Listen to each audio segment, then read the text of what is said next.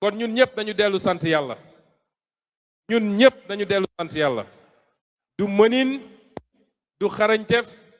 waaye damay wax ni yàlla moo bëgg la projet Pastef parce que yàlla moo xam ni projet bi dëgg moo ko lal caaxaan lalu ko te gëm naa ni ilaa yow mi diin fii rek ñu ngi fidèle à ce projet fii rek projet bi ñu ngi koy jàppee jaamu yàlla fii rek projet bi ñu ngi koy jàppee don de soi pour la patrie lu waay sumb mu wëlbati ko këpp ci yow du suñu mënin du suñu njàmbarte du suñu xarañteef mais yàlla du seetaan yàqte jël le dessus ci li nga xam ne mooy dëgg kon tey nee naa première phase de la clarification bi génn nañ ci lan mooy résultat bi mooy bëri na ci ñun wala ñun ñëpp sax waaye bëri na ci sénégalais yi mais partout en Afrique et dans le monde man li may jot ci ay messages ay témoignages ba ci ay kilifa yoo xam ne chef d'État la bëri na ñoo xam ne am nañu surprise bëri na ñoo xam ne am nañu déception waaye man awma surprise awma déception damay wax alhamdulillah parce que nag bëri émotion la te c'est normal dama wax léegi politique c'est avant tout la raison c'est la raison avant le cœur ñun nag patriote dañoo xaw a émotif yenn saay te naa ci dellu si dañoo xaw a émotif rawatina nag lépp lu xaw a laal pros gars yi xaw a am nuñ ko jàppee mais yàlla buy defar day mel ni ku yàq man keroog dama sant yàlla parce que dama jàpp ni li ma doon ñaan yàlla ci clarification am naa ko bugguma woon dara yàqu nag su ma sañoon yaakaar bi kenn ku ne ci ñun amoon ba ñuy ji nguur gi en 2024 yaakaar googu continuer way waaye ni mu doxee nii mënoon na doxee nu ko gën a garaaw fuuf kon dañuy sant yàlla kon sur le plan politique clarification am na Pastef est resté Pastef Pastef est plus Pastef que jamais Pastef en sort pour être la plus grande formation politique bu doon 54 la ñu woon tey ñu ngi 75 loolu mooy réalité bi ci wàllu idéologique ak doctrinal léegi Sénégal yépp xam nañu ñan ñoo bëgg rupture ak changement ak ñan ñoo bëgg statu quo wala delloo ci système bi fi ne loolu leer na au moins kon ba léegi ñu ngi ci clarification mais loolu set na def nañu ñaari at ci gouvernement ñépp xam nañ ni la bataille contre la corruption pour la justice pour la souveraineté pour la récupération de nos avoirs pour la renégociation des contrats ñépp xam nañ ni primature lañ ko doon defee Premier ministre Ousmane Sonko moo ko doon xeex kon ñépp xam nañu ñan ñoo conforme au combat de Pastef un combat pour la patrie un combat pour la souveraineté ak ñan ñoo bokkoon ci ñun fekk leneen la ñu gëm te ñun xamuñu ko tey ñu bëgg a restaurer le système ancien léegi feeñ na kon ci clarification ba léegi sur le plan institutionnel clarification am na waaye clarification institutionnelle bi dañ koo teel a démarrer mooy bi ñu ñëwee toog ne asalaamaaleykum waaleykum salaam balaa ñuy toog sax gannaaw bu ñu désigné candidat am na ñu commencé woon gis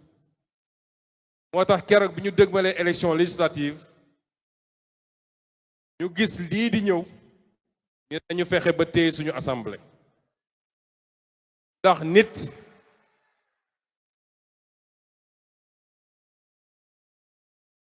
ñu ne nañu fexe ba téye suñu assemblée ay suñu téewuloon assemblée bi ci jamono ji ay bu ñu loolu rëccoon ñu ne kon yàkkale dafa am fu mu yem yàkkale dafa am fu mu yem lu ko may rek nga fanaane fande yow ak sa njaboot kon nañu fexe ba am lu ñu téye te amul cër bu gën a central buy que assemblée nationale cim réew looloo tax ñu def li ñu def yàlla jàppale ñu si militants yi takk seen ndigg ñu wëraat Sénégal yàlla jox ñu lii mu ñu jox kon assemblée bi tey bokk na ci clarification bi nga xam ne door nañ ko fekk coow amagul kon clarification institutionnelle am na ñu dox nag ba léegi camp yi leer na ku nekk taxaw fi nga taxaw ba bëgg a wax sénégalais yi nit ñi nga xam ne ñooy les marchands des crises ñi nga xam ne crise dañuy dunde crise moo tax ñuy jot ay financement crise moo tax ñuy dund crise moo tax ñu mën leen recevoir palais kuy génn yóbbaale sa enveloppe ñooñ ñoo bëgg a gëmloo sénégalais ni crise am na crise amu fi il n'y a aucune crise institutionnelle au Sénégal il n'y a pas de crise configuration politique bi am Sénégal yàgg na am fene ci àdduna te bal tàkkul coow amul c'est le peuple qui a choisi le peuple a choisi de confier la présidence de la République à quelqu'un même bu dee ñun ñëpp xam nañ fi ko yàlla jaarale waaye c'est le peuple qui a choisi et le même peuple aux mêmes proportions et pour un résultat plus déterminant a choisi de confier l'Assemblée nationale à quelqu'un d'autre ou à un autre kon ban crise moo fi mën a am constitution ak loi yi ne lii mooy cëru exécutif lii mooy cëru législatif ku nekk war a doxal li ngay doxal yemale ko ci loolu mu yem ci waaw réew yu mel ni France bi mu amee cohabitation mu am ñu yor législatif ñeneen yor exécutif da ku ñu parti est-ce que dañoo xeex kon crise amu fi bis mu ne ñu koy def seen titre crise au sommet de l'État déedéet ñàkk déggoo entre ay nit ak ay courant politique am na et ni l'État du Sénégal ni les institutions ni l'État du Sénégal ni ses institutions ni sa sécurité ni sa stabilité ne sont engagés aujourd'hui benn problème amul ci réew mi kon ñi ngi dànkaafu parce que complot yi ñu musalal yépp ñu ngi koy jaarale foofu booy crise am na il faut que def li moo tax ñu ruumandaat li ñuy ruumandaat di ko bëgg a jaarale ci ay institutions yu am vocation judiciaire wala atte li ma bëgg a wax nit ñi ce pays a assez souffert des complots et des combines ce pays a assez souffert des complots et des combines te booy seet ñi koy def dañ leen di lim bariwuñu sur 17 millions de Sénégalais nekk ku nekk yem fu mu war a yem yow mii di haut fonctionnaire charte daf la wax lan mooy sa liggéey ñu dem ba loi ne la même sa supérieur bu la joxee un ordre manifestement illégal da nga war a bañ yow mii di gradé militaire force de défense et de sécurité ab président de la république kenn du ko topp ci bëggam bu dee génn na ci constitution wala génn na ci loi yi kenn ku ne nga xam ni il est là pour remplir une fonction au nom du peuple sénégalais nu ñu jox cër président de la république bu la bëggee joxañ loo xam ne ay intérêt politique am kese la bu ko ci topp te yàgg na am ci réew mi te nit ñi delloo ci seen xel te xam ni c'est ça le Sénégal c'est le peuple c'est pas de s'enfermer dans des bureaux au palais à la primature wala au ministère de la justice foog ni loolu mooy Sénégal saa su Sénégal tàkkee loolu moo ko taal parce que c'est des gens certaines personnes dem ba fàtte ni ñoom dañoo bokk ci peuple bokk ci réew ñu jàpp ni ñoom nag les parcelles de pouvoir qu'ils ont mën nañ ci abuser pour les beaux yeux pour le plaisir d'un président de la République na ñëpp delloo seen xel rawati nag nguur goo xam ne at ak genn wàlla daanaka moo ci des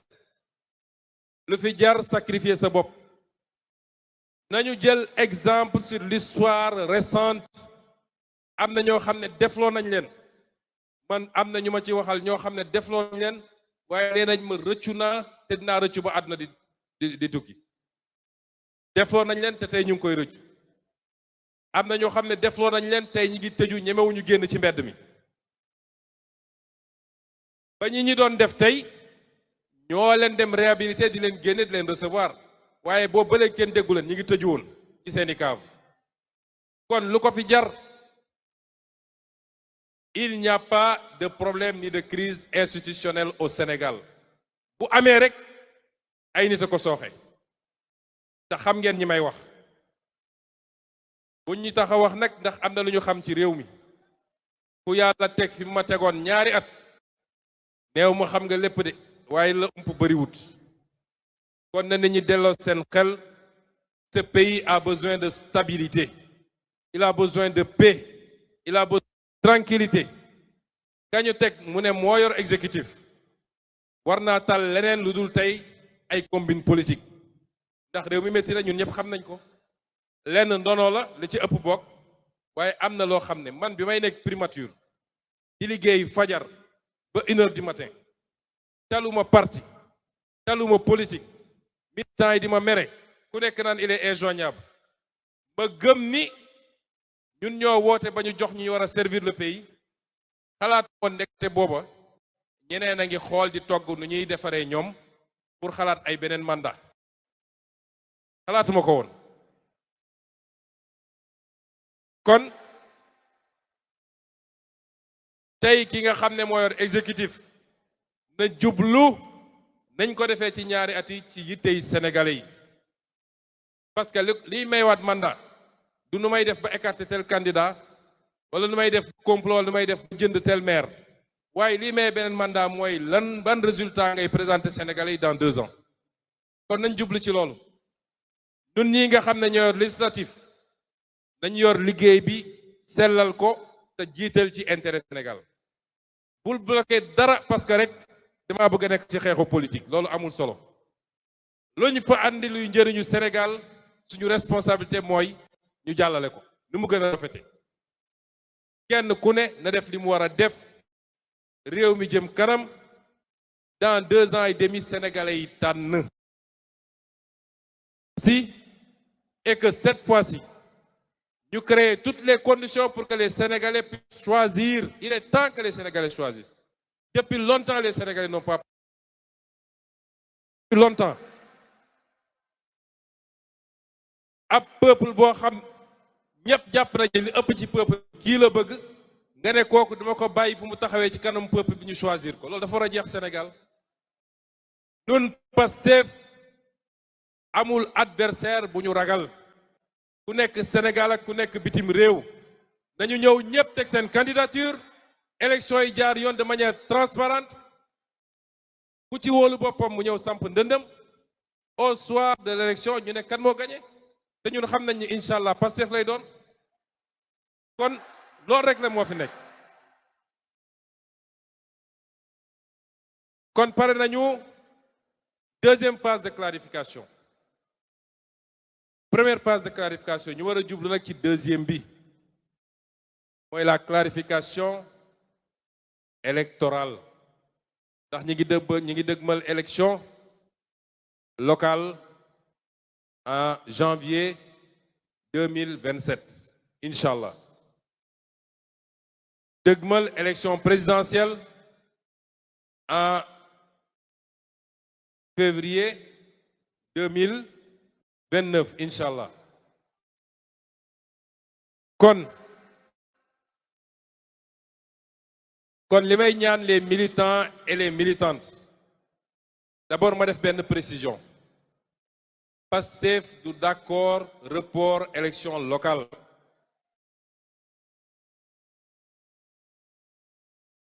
ku pare ñun pare nañu ku parewul ñun pare nañu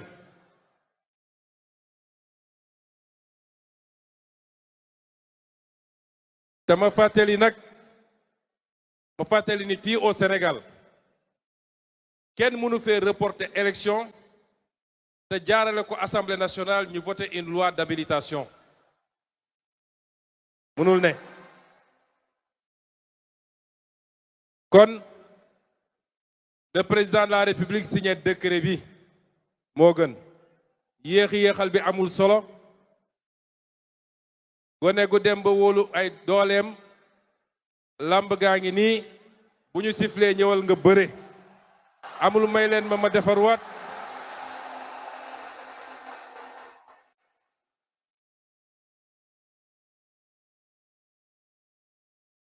amul may leen ma entraîné waat amul dama fàtte sama gàllaaj amul sëriñ bi nee na ma moom bëre rek sëgg ñu bëre benn yoon mu jeex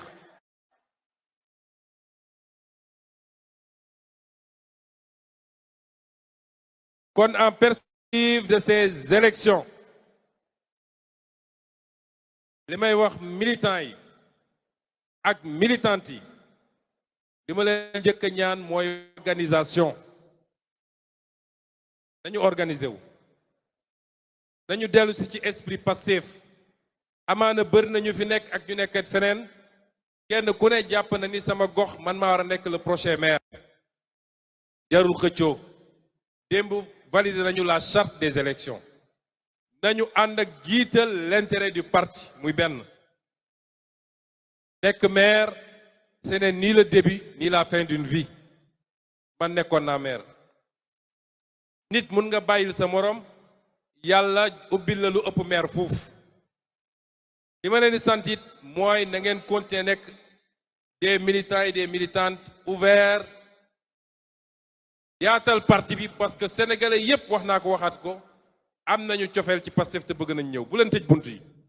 ñépp xaj nañ ci ñetteel bi mooy ñu xam ni parti politique bu mel ni Pastef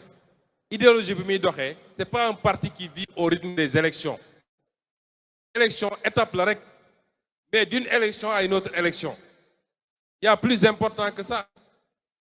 kon nañu dellu sur les fondamentaux du parti loolu am na ci solo ma dénk leen nit li nga xam ne mooy orientation globale au-delà des élections là je parle aux militants aux militantes rawatina ndaw ñi jeunes yi rawatina jeunes yi yéen les jeunes bala ñuy wax dama bëgg ngeen tàccu seen bopp vous êtes formidables tàccu leen seen bopp bu baax parce que vous êtes formidables te ñaari at ñu bokk ci gestion nguur gi dafa am lu ma ci nemmeeku vous savez l'exercice du pouvoir est très délicat pouvoir mënoo ko yor te de temps en temps ba ci sa njaboot sax doo poser acte boo xam ne amaana du neex ma Samba wala ma Demba moo tax ñoom seen préoccupation bi gënoon a rëy mooy est-ce que Sonko digganteem ak jeunesse bi yàqu na est-ce que ndaw ñi mere nañ ko tous les prétextes ont été bons bu ñu nee fii ambulant mënu fee taxaw ñu dem ne leen gis ngeen waa ji bëggu leen bu ñu nee problème am na université ñu dem essayer wëlbati étudiants yi parce que seen obsession mooy nañu fexe bañ ne Sonko digganteem ak ndaw ñi yàqu na loolu mooy seen obsession kon yéen ndaw ñi li ma leen di ñaan Pastef est devenu un parti mature. C'est le parti le plus complet au Sénégal. Toutes les lignes coché nañ ko. Parti bu eggee foofu nag dafa war a doon un parti modèle. Dafa war a doon un parti boo xam ne du yomba jàmm ci attitude ñi ko bokk, ci seen comportement, ci seen kàddu. Parti bi dafa war a fexe ba doon un parti exemplaire. Parce que benn yi nga xam ne ba léegi dañuy am appréhension kenn ku ne su ñun suy wax day jàpp ni kilifa diine nga koy déglu maga nga koy déglu xale bu ndaw a ndaw mi ngi koy déglu kon ñun dañu war a xool nu ñuy waxeek nit ñi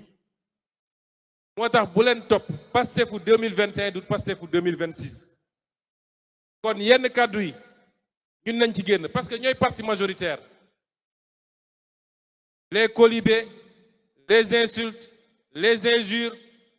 jël nit utal ko tur di ko tuddee yooyu yépp ça ne grandit pas Pastef ñun weesu nañu loolu Pastef est un parti d'idées un parti de savoir un parti de science un parti de programme.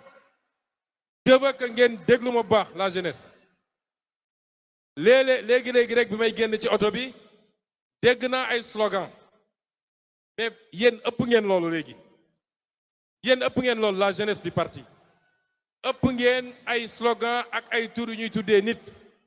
lépp loo xam ne day doon lu njaga suñuy teg ci nit bàyyi leen ko wane leen ni vous êtes une jeunesse bien forte une jeunesse intelligente une jeunesse intellectuelle une jeunesse citoyenne wane leen ni li ñu woote ci li war a jëmale réew mi kanam yéen a ngi koy incarter c'est ça que je veux désormais ne cédez pas à la provocation parce que ñoom li ñuy wax xam ngeen lan la dañ naan ndaw Pastef ku neex a booleeg sénégalais yi la ku neex a booleeg àdduna la ku xëy naan kafeem rek xaw a am lu ñagas sum wax ci Ousmane Sonko rek ndaw ñépp topp ci ñun dépassé nañu loolu yonent moo ñu gën fuuf te dégg na lu ne waaye lu ñu yëkkati rek ci ñun loolu day wëlbati ku nekk avantage ci ñun kon li ma leen di ñaan parce que déglu leen ma bu baax dama xam seen stratégie xam li ñuy togg te lépp lu ñu def suba ba ngoon jot yàlla may nañu mu egsi ci ñun la ñuy togg mooy fexe ba li fi amoon diggante 2021 ak 2024 ñu defaat ko dañuy fexe mooy ñoom li ñu bëgg mooy génne àlli ci bëtu àdduna yépp ni Pastef parti fitna la parti xuloo la parti saaga la parti xeex la moo tax ñu leen di provoquer ils vont rester dans la provocation dañu fay ay nit ne leen saa yoo xëyee waxal lu ñaaw ci Ousmane Sonko dañu fay ay nit ne leen provoquer leen bu ko defee xale Pastef bu réagir ñu ne dem leen jàpp ko parce que moo wax diw lii moo wax diw lale Pastef moo mag loolu ne tombez pas dans ce piège li ma leen sant mooy rester dans le travail de massification rester dans le travail d'éveil des consciences sillonner le pays dugg leen ci village yi dugg leen ci gare routière yi dugg leen ci école yi ci université yi parce que loolu mooy dëgëral parti bi li ma leen sant j'ai sorti 2 ou 3 instructions ku xam parti bi xam dañoo bëgg a changer complètement génne naa instruction ne leen 1 million de cartes de membres démb lancé nañu placement carte de membre yi bëgg naa ñu am lu ëpp 1 million fuuf jël leen carte de membre yi les sénégalais vous attendent ils demandent ces cartes de membre là dem leen ngeen placé ko nee nañ leen dañoo bëgg ngeen taxawal 10 000 cellules à travers le Sénégal à travers les 553 communes à travers les villages dem leen ngeen taxawal cellules yooyu ñoom amuñu potentiel bi ñu am ñoom ndaw topp leen intellectuel topp leen diaspora topp leen lenn la ñu am mooy dem fay ay nit ñu toog ci presse bi di wax bàyyi leen foofu ñuy wax dugg leen yeggali le travail parce que en 2029 ñun bëgguñu 54% de bëgguñu 56% de bëgguñu 60% de 2029 à cette heure-ci bëgg naa ñu ne 70% minimum loolu liggéey la donc sortez de ça sortez de ça bu leen tombeeti ci seen piège ku wax bàyyi leen ko ci wax ku wax bàyyi leen ko ci waxam xam nga alquran dafa ne wa iza xaatamuhu aljahiluuna qaalu saama ndax xuloo ñaar koy def ñaar mooy def xuloo alquran bi muy wax nitu yàlla yu baax yi daf ci boole waa jaahil nag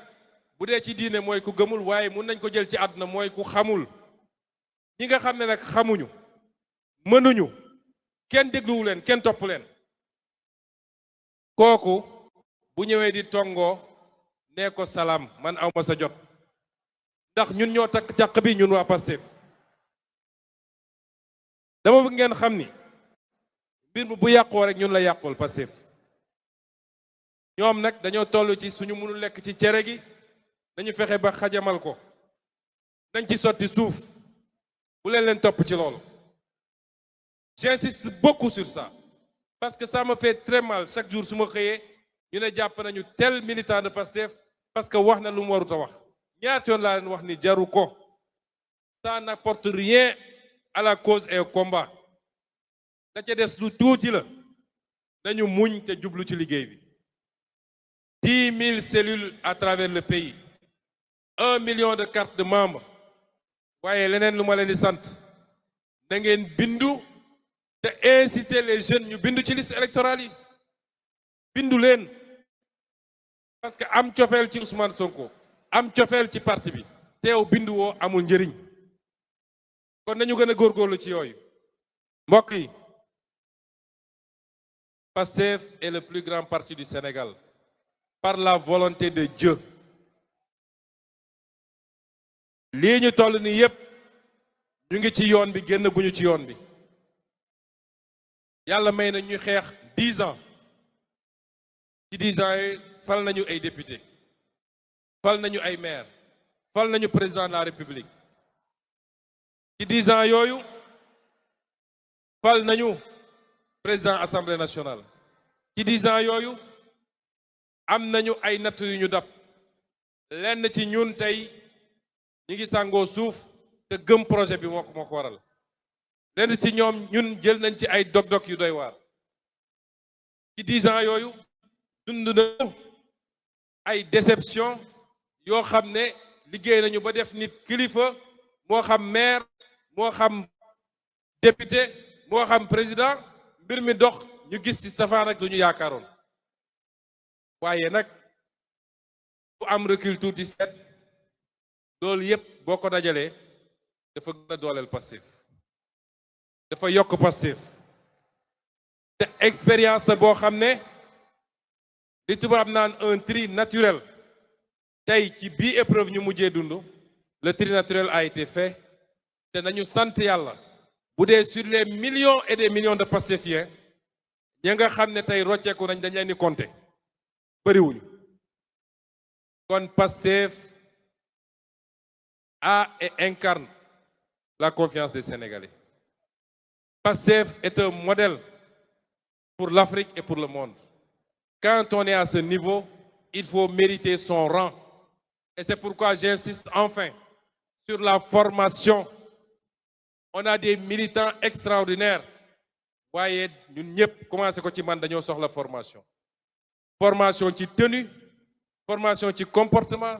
formation ci xam lan mooy dëgg-dëgg programme parti bi, formation pour xam lan mooy fi ñu dëgmal ak fi ñu jëm, formation pour xam naka la ñu war a comporter wu en tant que citoyen. Et c'est pourquoi j'insiste depuis quelques jours sur la formation. Et quand les programmes vont être lancés, bëgg naa chacun et chacune d'entre vous bu leen daw programme formation yi inscrire leen même les formations en ligne inscrire leen parce que loolu may ñuy permettre 2029 bu ñu yeggee fi ñu bëgg a yegg ñu am suffisamment de compétences d'expertise dans le parti pour mën a yeggale liggéey bi ñu war a def. Est-ce que may ngeen ma loolu? Est-ce que d'accord nañ ci loolu? kon ñu ngi leen di gërëm di leen sant di leen gërëm di leen sant leen wax ni nag ñun dañ ma yeewi ñun ak yéen désormais weer wu ne semaine bu ne ak suñuy programme politique. Le PROS est de retour parmi vous et le Sénégal va trembler parce que réew mi ñun ñoo ko moom politiquement ñu gërëm leen sant.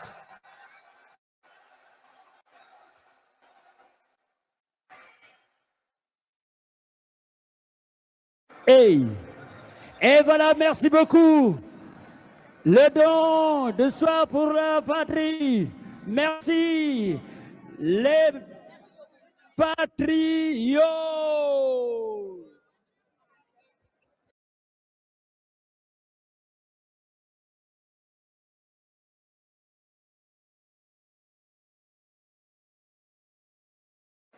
acca su ko defee ngeen def ndànk-ndànk rek ngeen sóor ma jàppale leen ngeen accompagner leen yal na leen yàlla teg si yoonu jàmm yal na leen yàlla fay yal na leen yàlla lafal cat et merci beaucoup di jaajëfal ñëpp di am contentement ci organisation bi